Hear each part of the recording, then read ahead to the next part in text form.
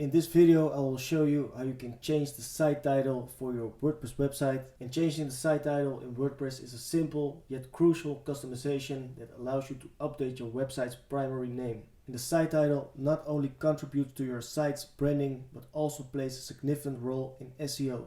And in this tutorial I will guide you through the process of changing the site title in WordPress. So first you need to log in into your WordPress dashboard. So I've been logged in over here. This is the WordPress dashboard for my website. Then you go to the menu on the left and you go to the settings options. You can find that over here, and then you can click on the general settings. After the page has been loaded, you can see the site title over here, and then you can see now it's set to Website Learning Lab.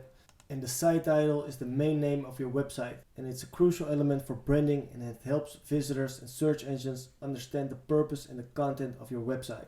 Search engines also use the site title as a key factor in determining the relevance of your site to user queries.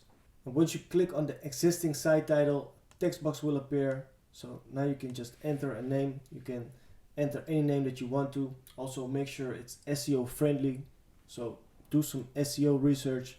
And if you have changed the title and you want to save the settings, you need to scroll down all the way to the bottom.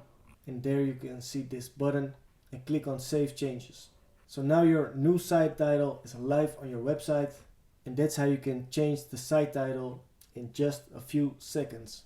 Remember to choose a good name for your website that represents your website's content and purpose, and also that it's SEO friendly. That was it for this quick tutorial. Thank you for watching. Like the video, subscribe to the channel, and hit the notification bell. I would appreciate it.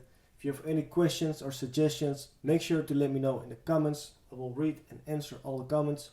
So thanks again, and I'll see you in the next video.